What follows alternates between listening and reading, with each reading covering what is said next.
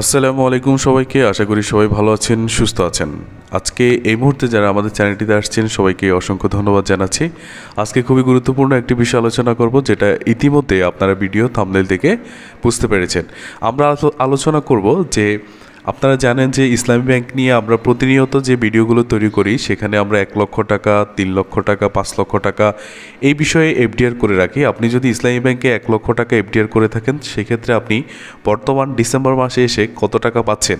এছাড়া যারা মধ্যবিত্ত রয়েছেন তারা সর্বনিম্ন কত টাকা এফডিআর করে ইসলামী ব্যাংকে টাকার জমা রাখতে পারেন সে বিষয়টি নিয়ে আলোচনা করব।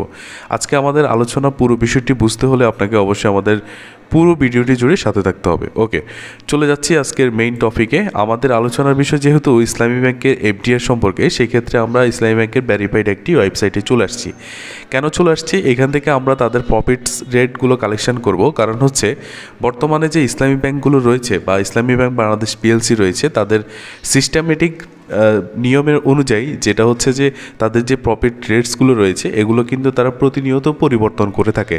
যেমন কিছু সময় আগে আমরা দেখেছি যে তারা একটা রেট ঘোষণা করেছে, এর পরিবর্তে আবার দেখছি যে আবার রেট ঘোষণা করেছে। সেক্ষেত্রে আমরা দেখব তাদের বর্তমান রেট কত আছে, সেই অনুযায়ী আমরা কিন্তু আজকের ভিডিওটি আলোচনা করব। এখানে দেখতে পাচ্ছেন যে provisional rates of profit on different type of মুদারা বা deposit with the effects from 1/10/2025। তার মানে তারা গত অক্টোবর মাস থেকে কিন্তু তাদের নতুন রেটটি কার্যকর করেছে এবং এর পূর্বে যে রেটটি ছিল সেটা হচ্ছে 16/7/2025, মানে হচ্ছে জুলাই মাসে তাদের আগের রেট ছিল। যেহেতু আমাদের সর্বশেষ রেট অনুযায়ী অক্টোবর মাস, সেই ক্ষেত্রে আমরা অক্টোবর মাসের প্রফিটটি দেখব। অক্টোবর মাসের প্রফিটটি দেখার পরে আপনারা দেখতে পাচ্ছেন যে আমাদের এখানে তারা একটা শিট দিয়েছে। এই শিটের মধ্যেই কিন্তু তারা মুদারা বা ডিপোজিট সম্পর্কে আলোচনা করেছে, যেটা আমরা এফডি সম্পর্কে পরিচিত বা এফডি সম্পর্কে জানি। আমরা একটু স্ক্রিনটি বড় করে নিয়েছি আমাদের বোঝার স্বার্থে। আমরা দেখতে পাচ্ছি যে মুদারা বা টার্ম ডিপোজিট স্কিম, এখানে 1 মাসের জন্য তারা আমাদেরকে বলছে তারা 5.25% প্রফিট দিচ্ছে। 3 মাসের জন্য তারা কিন্তু 9.50% প্রফিট দিচ্ছে। ইভেন 100 দিনের জন্য তারা একটা এফডিআর সিস্টেম চালু করেছে প্রত্যেক 100 দিন পর পর। এরপর হচ্ছে 6 মাসের মধ্যে তারা যদি এফডিআর করে থাকেন 9.80%। আপনি যদি 12 মাস বা 1 বছরের জন্য করে থাকেন সেক্ষেত্রে 10% পর্যন্ত তারা প্রফিট দিচ্ছে, মানে লাভের পরিমাণ দিচ্ছে।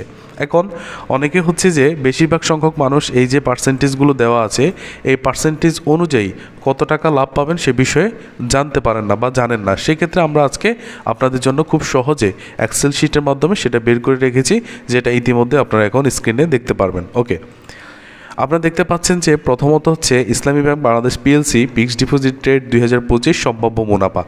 সম্ভাব্য মুনাফার বিষয়ে একটু বলি, সেটা হচ্ছে যে আপনারা যারা এই মুহূর্তে আমাদের ভিডিওটি দেখছেন তারা অনেকেই হচ্ছে যে এই রেটগুলো কিন্তু অবশ্যই আপনারা দেখবেন এবং দেখার পরে সেটা হচ্ছে ব্যাংকে গিয়ে বলবেন যে আপনারা এই রেটগুলো পাবেন। আসলে বিষয়টি এরকম না, বিষয়টি হচ্ছে সম্ভাব্য রেট আমরা বলেছি বা সম্ভাব্য মুনাফা বলার কারণ হচ্ছে এটা যে ইসলামী ব্যাংকের বর্তমান যে মুনাফার রেট রয়েছে এটা কিন্তু আগামী মাসে যে একই রেট থাকবে এই বিষয়ে কোনো নিশ্চয়তা নেই। সেক্ষেত্রে বর্তমান যেহেতু এই রেট অনুযায়ী আপনি এত টাকা পাচ্ছেন, হয়তোবা সামনের মাসে যদি কিছুটা আংশিক পরিবর্তন হয় তাহলে এই টাকাগুলোর সাথে আমরা যে প্রফিটগুলো বের করেছি এই প্রফিটগুলোর সাথে কিছু টাকা এলোমেলো হতে পারে বা কম বেশি হতে পারে। যাই হোক, আমরা এখানে রেখেছি 1 লক্ষ টাকা আমাদের মূল টাকা। আমরা 1 মাসের জন্য যদি জমা রাখি আমরা পাচ্ছি 372 টাকা। এখন মাঝখানে যে আমাদের থেকে 66 টাকা কাটা গেছে, এই টাকাটা কিসের টাকা কাটা গেছে এইটা অনেকে কিন্তু জানেন না। এবার আমরা বলি, এখানে আমরা লিখেছি যে উৎসে কর 15% অথবা 10%। এই বিষয়টি একটু বুঝিয়ে বলছি। আপনি যদি এই এফডিআরটি করতে যান ইসলামী ব্যাংকের নিকটস্থ যে কোনো শাখায়, আপনি যদি টিন সার্টিফিকেট, যেটাকে আয়কর রসিদ বলা হয় বা আয়কর সার্টিফিকেট, এবং আয়কর যদি আপনি প্রত্যেক বছর আয়কর প্রদান করে থাকেন সেক্ষেত্রে আপনাকে একটা স্লিপ দেওয়া হয়। আপনি যদি আয়কর রিটার্ন স্লিপ জমা দিয়ে থাকেন এবং আয়কর সার্টিফিকেট জমা দিয়ে থাকেন সেই ক্ষেত্রে আপনার যে প্রফিটটা আছে এই প্রফিটের উপরে 10% কাটা যাবে। এই প্রফিটের উপর 10% উৎসে কর কাটা যাবে।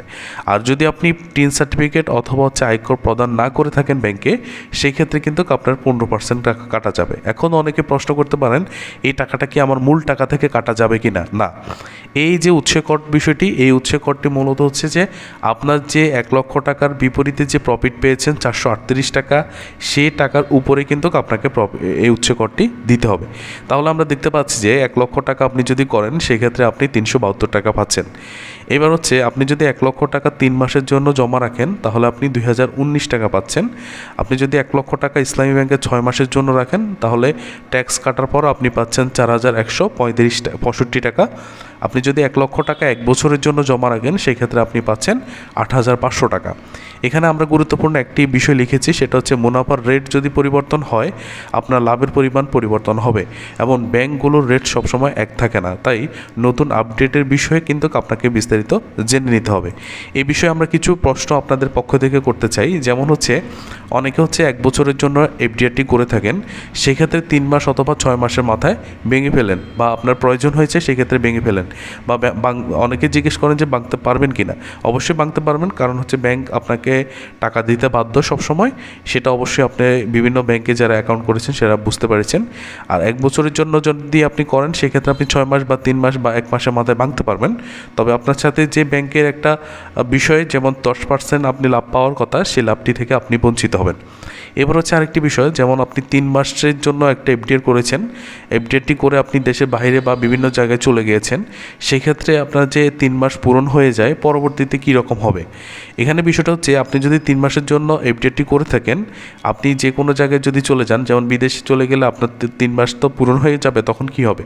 তখন হবে যে এটা অটোমেটিকলি চলতে থাকবে, মানে প্রত্যেক 3 মাস অন্তর অন্তর কিন্তু আপনার এটা অটোমেটিকলি চলতে থাকবে। এই ছিল 3 মাসের বিষয়টি। আর আপনারা যারা অ্যাকাউন্টটি ক্লোজ করবেন তখন কিন্তু আপনার অ্যাকাউন্ট ক্লোজ করার সময় কিছু চার্জ কাটতে পারে, সেটা হচ্ছে যে ব্যাংক নির্ধারণ করবে সেটা। এবার হচ্ছে আমরা দেখব যে একটু নিচে আসলে যে আমাদের অনেকেই হচ্ছে যে মধ্যবিত্ত, তারা কিন্তু 10,000 50,000 টাকা এফডিআরটি করতে চায়। তো ইসলামী ব্যাংকের সর্বনিম্ন এফডিআর হচ্ছে যে 10,000 টাকা। যাদের কাছে সর্বনিম্ন 10,000 টাকা আছে তারা কিন্তু ইসলামী ব্যাংকে চাইলে এফডিআর করে টাকাগুলো জমা রাখতে পারে। যারা 10,000 টাকা, আবারও বলছি, ইসলামী ব্যাংকের সর্বনিম্ন এফডিআর রেট হচ্ছে 10,000 টাকা। আপনার কাছে যদি 10,000 টাকা থাকে আপনি এফডিআরটি করতে পারেন। এবার হচ্ছে যে লাভের পরিমাণ, উপরে যে সিস্টেমে লাভের পরিমাণগুলো দেওয়া ছিল এখানেও ঠিক সেম সিস্টেমে 10,000 টাকা যদি আপনার কাছে থাকে আপনি 44 টাকা প্রত্যেক মাসে পাচ্ছেন। আবার 3 মাসের জন্য আপনি 238 টাকা, 6 মাসের জন্য 490 টাকা এবং 12 মাসের জন্য বা 1,000 টাকা পাচ্ছেন। আপনি যদি আপনার কাছে যদি 50,000 টাকা থাকে সেক্ষেত্রে আপনি ইসলামী ব্যাংকে এফডিআর করলে 219 টাকা পাচ্ছেন।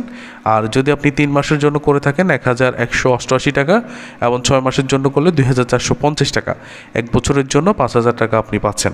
এবার আপনি যদি 80,000 টাকা থাকে আপনার কাছে সেই ক্ষেত্রে আপনি প্রত্যেক মাসে 350 টাকা পাচ্ছেন। যদি 3 মাসের জন্য রাখেন 1,900 টাকা, এবং 6 মাসের জন্য যদি 80,000 টাকা রাখেন 3,920 টাকা, 1 বছরের জন্য যদি রাখেন সেক্ষেত্রে কিন্তু 8,000 টাকা আপনি পাবেন। এখন এর ভিতরে যদি আপনাদের কোনো প্রশ্ন থাকে সেক্ষেত্রে অবশ্যই আমাদেরকে কমেন্ট বক্সে করবেন, আমরা প্রত্যেকটি প্রশ্নের উত্তর দেওয়ার চেষ্টা করব। এবার হচ্ছে বিষয়গুলো আলোচনা করার পর আমাদের মূল বিষয় হচ্ছে যে এই অ্যাকাউন্টটি করতে আপনাকে নিকটস্থ শাখায় কী কী কাগজপত্র নিতে হবে। সেই জন্য আপনাদেরকে আগে থেকে বলে দিচ্ছি যেন আপনারা সহজ উপায়ে অ্যাকাউন্টটি করে আসতে পারেন। ইসলামী ব্যাংকে অ্যাকাউন্ট করার জন্য আপনাকে প্রথমে যিনি অ্যাকাউন্ট করবে তার voter ID card, driving licence, passport অথবা জন্ম নিবন্ধন, যার কাছে যেটা আছে, যে ডকুমেন্টসটি আছে সেই ডকুমেন্টসের ফটোকপি অবশ্যই আপনি ব্যাংকে নিয়ে যাবেন। আর 2 নম্বর হচ্ছে গ্রাহকের পাসপোর্ট সাইজের 2 কপি ছবি, অবশ্যই সদ্য তোলা হতে হবে। অনেকে হচ্ছে পুরনো ছবি দেয়, সেটা অ্যালাউ না। আপনি নতুন যে ছবিটি আপনার যে ফেস কাটেন সেটার ছবি তুলে নিয়ে যাবেন। দ্বিতীয় হচ্ছে যে আপনি যাকে নমিনি সিলেকশন করবেন সেটা আপনার একান্ত ব্যক্তিগত মানুষ যেন হয়ে থাকে। Nominee voter ID card, passport, driving licence অথবা জন্ম নিবন্ধন, 4টি ডকুমেন্টসের যেটা আপনার কাছে আছে সেটা আপনি অবশ্যই ফটোকপি নিয়ে যাবেন। আর নমিনি পাসপোর্ট সাইজের অবশ্যই 1 কপি আপনাকে ছবি নিতে হবে। তাহলে খুব সহজে ইসলামী ব্যাংকে আপনি একটি অ্যাকাউন্ট করতে পারেন। এই ছিল আজকের আমাদের বিষয়। পুরো বিষয়টি আশা করি আপনারা বুঝতে পেরেছেন। যদি না বুঝে থাকেন অবশ্যই আপনাদের জন্য কমেন্ট বক্স খোলা আছে, সেখানে কমেন্ট করবেন। সবাইকে ধন্যবাদ। আসসালামু আলাইকুম ওয়া রাহমাতুল্লাহ।